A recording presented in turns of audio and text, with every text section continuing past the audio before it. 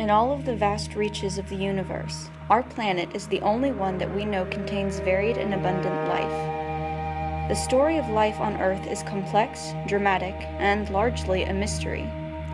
Over the ages of our existence, we humans have sought, invented, and discovered answers to the ultimate question: why are we here? Scientists are using clues left behind by our ancestors, human and otherwise, to discover our collective past.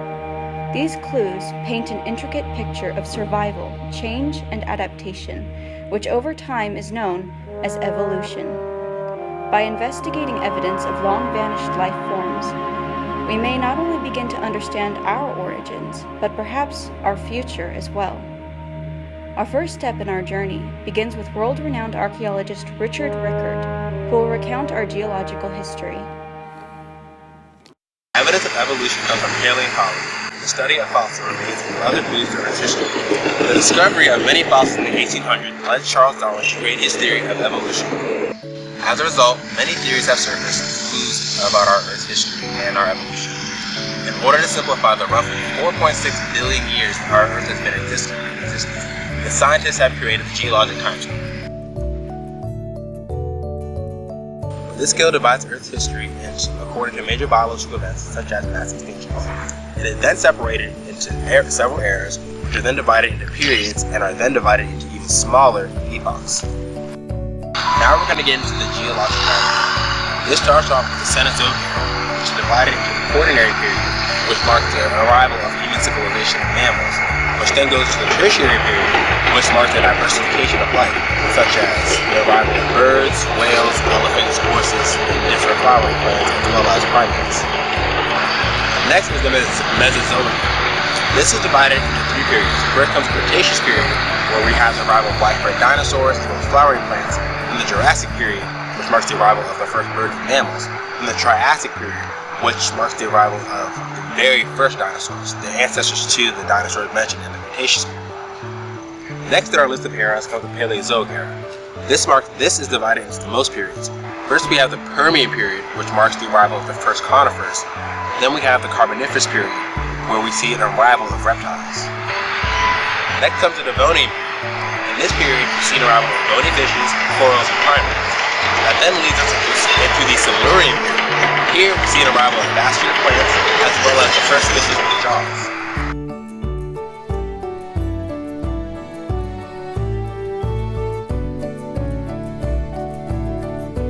And to conclude the Paleozoic era, we have the Ordovician era, where we have algae, invertebrates, graptolites, jawless fishes, and the first land plants. Then comes the Cambrian period, where we see an explosion of sponges, worms, and jellyfishes. And before that, there's the Precambrian era, where the first organisms were beginning to form, which overall takes us back to at least another 4.6 billion years. Scientists are able to create this timeline by using fossils, the chemically altered and preserved remains of dead organisms. By examining these objects and studying their origins, we can piece together what sort of world these creatures knew, when they lived, and when they died. Our investigation takes us to Cambridge, where we visit the esteemed paleontologists Diego Vasquez and Rebecca Vanzo in order to understand the fossil record. Fossils, like many things on this planet, come in all shapes and sizes, and it is because of fossils that we are able to document our planet's past, at least that of our ancestors and other extinct life forms. Researchers can also use fossils to make accurate predictions regarding evolution. There are three ways that fossils are formed. The first is compression, which takes place when remains are covered in compressed sediment and preserved. The second is petrification, which involves minerals replacing organic matter and essentially turning a specimen to stone. The third is impressions, or a cast, left when a dead animal's body makes an impression in mud or sediment and then decays. The mud and the imprint hardens into rock. Unfortunately, our fossil record is incomplete, which makes it very hard to figure out key features of evolution. This is due partly to scavengers who eat dead animals and displace bones, and also to the fact that soft-bodied organisms do not preserve well. So from this diagram, we can see a couple of examples of compression, petrification, and impression. So compression, pretty much say a leaf sinks in, fine sediment covers it, and then the sediment compresses that, forming it into a sedimentary rock. Now, petrification is when an animal dies or decays and then is buried. As you can see, this little animal right here was buried, and eventually that gets the organic material gets replaced, and that's how we get something like turned into stone. For example, petrified wood would be a great example of that. And then lastly is an impression. An impression is anything that when the animal dies and then it gets impressed in the mud, the animal decays away, and then the mud hardens, leaving that imprint of the animal, which then turns eventually into a fossil. The age of a fossil can be determined in two ways with modern science: relative dating and absolute dating. Relative dating does not give an exact numerical age of the fossil, but rather how old it is in comparison to the rocks and fossils found in the same area. We base relative dating on the law of superposition.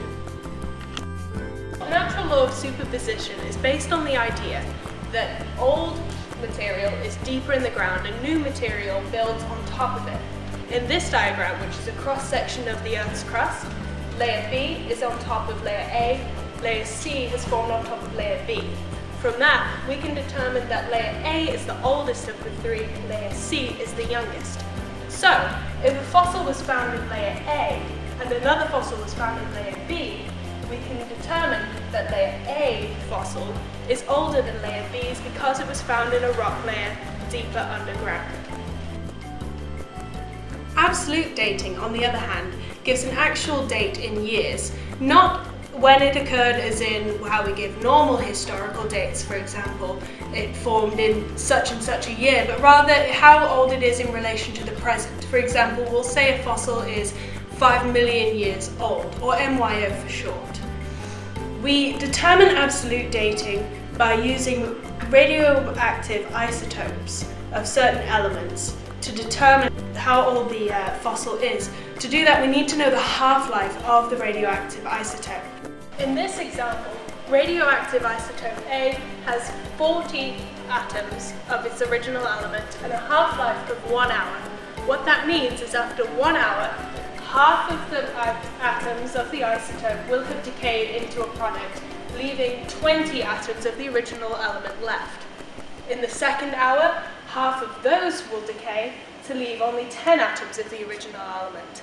In the third hour, the half of that will decay, and so on. So, when we find traces of an isotope on a fossil and its corresponding decayed product, and we know the half-life, we can work out how many half-lives in total have passed, and therefore how old the fossil is. Now, the most common form of radiometric dating that we use, it's a term you've probably heard before, is carbon dating, and it's named that because it specifically uses the isotope carbon-14 to determine the age of the fossil. Now, carbon-14 is formed in the atmosphere when cosmic rays bombard nitrogen, and it has a half-life of 5,730 years. Plants take in carbon-14 when they photosynthesize, and animals will take it in when they eat the plants. It's the same way organisms take in carbon-12, which is the more common form of carbon. So both forms of carbon will accumulate inside the organism's bodies. When the organisms decease, intake of both forms of carbon will stop. The ratio of carbon-14 to carbon-12, however, will decrease slowly over time from that point, however, because carbon-14, being radioactive, will decay. Carbon-12, its more stable counterpart, will not. So when we find an organism that has been deceased for a long time, we can measure the amounts of carbon-14 and carbon-12 remaining in its remains, and the ratio of the two carbons will tell us how long ago that organism died. In addition to when our ancestors lived, fossilized remains can tell us where they lived, which is not always the same place that the fossils are found. The Earth has undergone drastic changes over the eons since its inception. The remains of the animals who witnessed these changes are scattered like puzzle pieces across the planet, creating a web of relation and dispersion. Scientists must follow each strand of evidence to find out how life and the planet itself have changed over time. One such scientist is Professor Alfredo Rodriguez from our very own University of Virginia.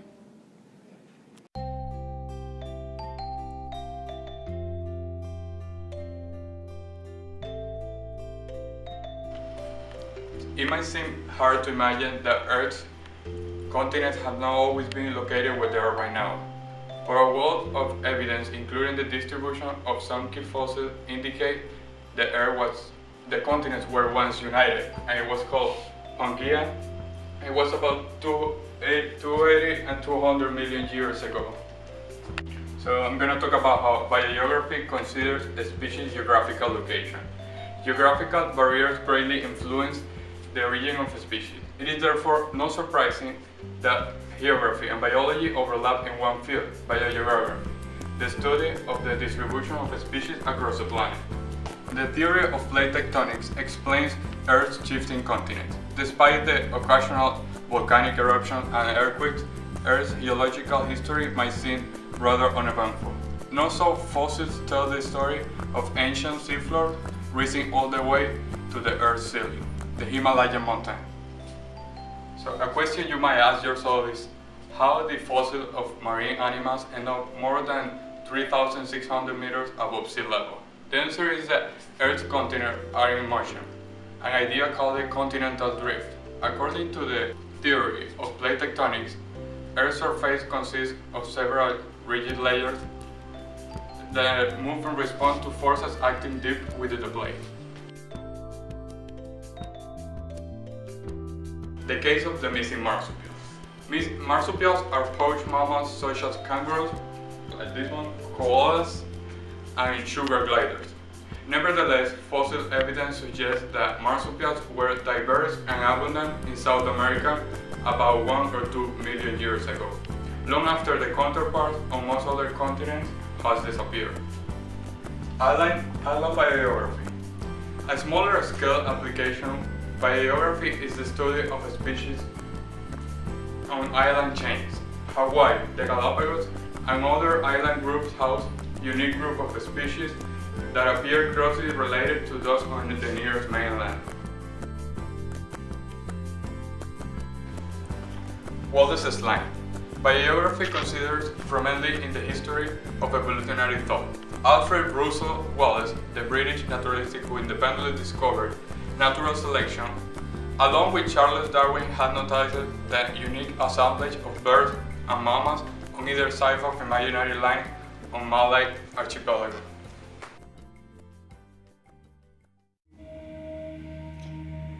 From the bones of our ancestors, we have discovered their location and place in time. Once they have been organized on map and timeline, the question we are left with is, how do they all come together? How did one species become another? To answer these questions, we must turn away from the dead and look to the living. We are kin to the creatures whose remnants we pry from the earth. Within us are the same secrets guarded by time, and also within us is the ability to discover the truth. In order to uncover these truths, our search leads us to evolutionary biologist Quabina, where he discusses inherited traits. The present traces its bearings to the past. Homologous structures have shared evolutionary origin. Two structures are known as homologous if similarities between them reflect common ancestry. Analogous structures serve the same function, but have different embryological origins. The tail of sharks and whales serve the same purpose and are of roughly the same shape, but a shark's tail is vertical and that of a whale is horizontal because they develop from different structures. Homology is a powerful tool for discovering evolutionary relationships. However, evolution is not a perfect process. Vestigial structures are structures or organs that have been claimed by evolutionists to be leftovers that are no longer functional. A theological argument presented in favor of evolution is that God would not have created useless structures and organs.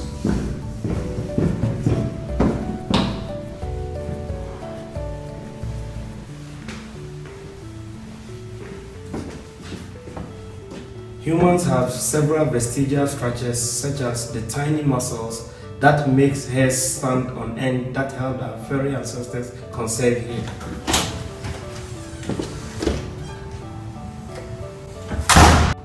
Some plants also have vestigial structures.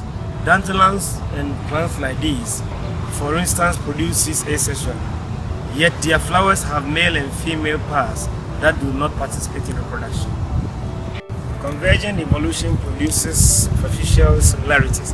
Convergent evolution describes independent evolution of similar features in species of different lineages.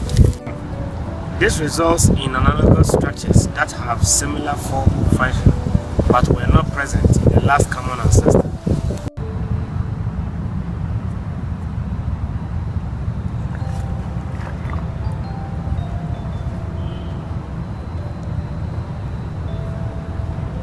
The current evolution flight is a classic example of convergent evolution.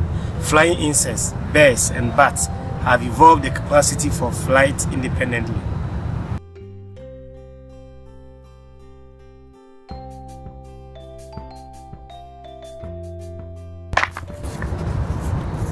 Functionally, similar structures that arise through convergent evolution are termed as analogous. In contrast to homologous structures or traits which have a common origin but not necessarily have the same function.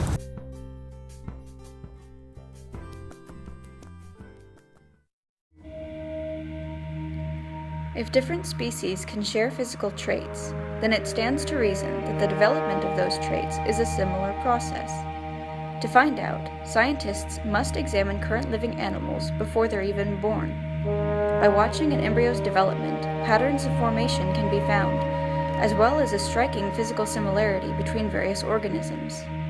Evolutionary developmental biologist Robin Pettit illustrates embryonic congruence in a speech given at UVA. Embryonic development patterns can provide clues to a species' evolution. This is because some different organisms have the same parts just in different proportions. In other words, related organisms go through the same developmental processes to produce similar physical features. Biologists came to this conclusion by studying how the adult body takes its shape from its single-celled beginnings. For example, skulls of most animals look much the same at first, but develop in different ways. Another clue provided by embryonic development is the resemblance between embryos of different species. Biologists have discovered that vertebrate embryos look alike in early stages of their development, but the end result does not because they develop at different rates.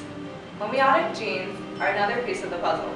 Homeotic describes any gene that leads to organisms with structures in abnormal places when the gene is mutated, and genes are any region of DNA that encodes a protein.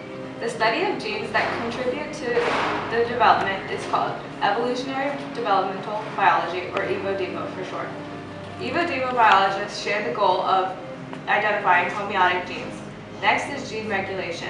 Biologists look for new phenotypes which are physical appearances and come from mutations in DNA.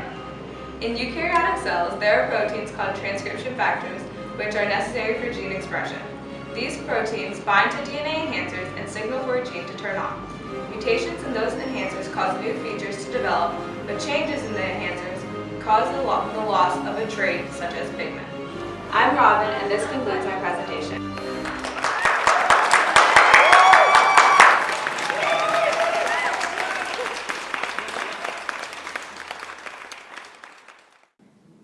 Evolutionary hints can be found on a smaller scale than outward appearance. The family resemblance goes much deeper, into our very DNA. The blueprints for our construction are recycled over and again from those who lived before us. By tracing DNA backwards, biologists can uncover strands of connected inheritance to cousin species that on the outside look nothing alike. Inside, they are closer than we could have guessed. To conclude our quest, paleontologist Anthony Nguyen explains evolution on a cellular level. Evidence for evolution can be found in nucleic acids such as DNA or RNA, and in the subunits of nucleic acid, which would be nucleotides, and the subunits of proteins, which are amino acids. In order to look into the theory of evolution, Biologists compare the nucleotide and amino acid sequence among the species. Animals descended from a common ancestor, like the tiger and the snow leopard, will have comparable sequences. Studying these sequences can also reveal the depth and the scope of interrelatedness. Even humans and rats share a shared protein. The DNA of living organisms can even be compared to that of extinct species. Although most of the cell's genetic material is in the nucleus, the cell mitochondria contains some DNA.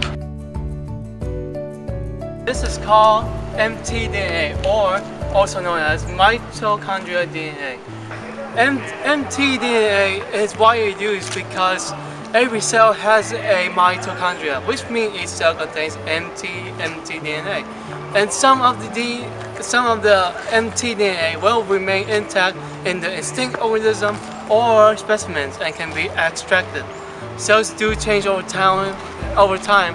However, like a molecular clock, although it may sound as easy as looking at your watch and waiting for the genes to change, it's not.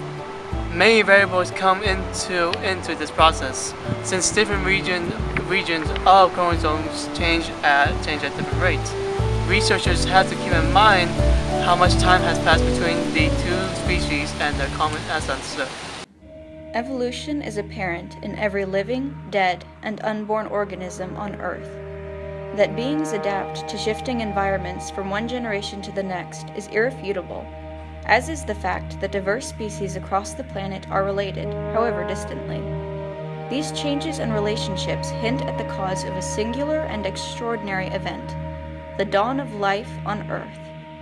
Even when surrounded by evidence, complete knowledge of the origin and transformation of life is an elusive goal. With every discovery, the truth becomes closer. Someday, in the not-so-distant future, by sifting through the remains of an ancient world, as well as the denizens of the current, humans may find the answers to the existence of life.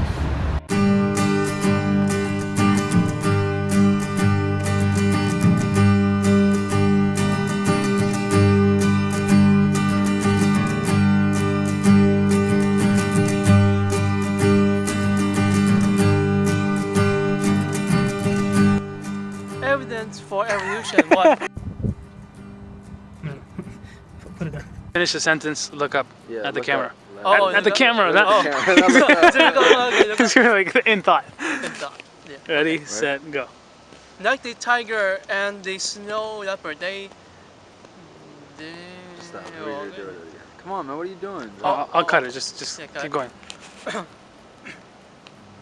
Like the snow tiger and the God damn it. Sorry. Shit. Okay. Come on, man. And waiting for the genes to yeah. There you go. Wee. Leave it. Okay. Okay, so I'm just gonna talk about crazy stuff. I'm just saying, you know, what I saw last night. Go.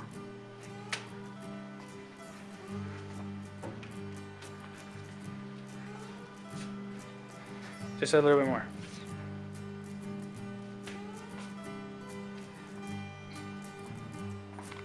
Wait.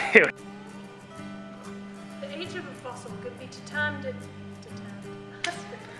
It's okay, go. Okay. The age of 1, 2, 3, go. You used to have to go back.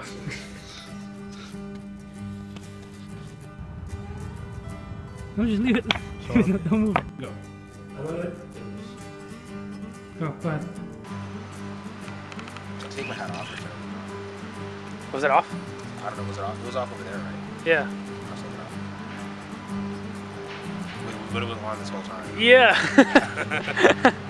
I like how it is.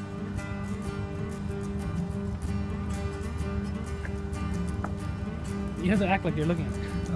So As you look at it, then I begin to read. yeah. Now throw it and catch it. Keep doing that. That's like you're catching it. Robin, and this concludes our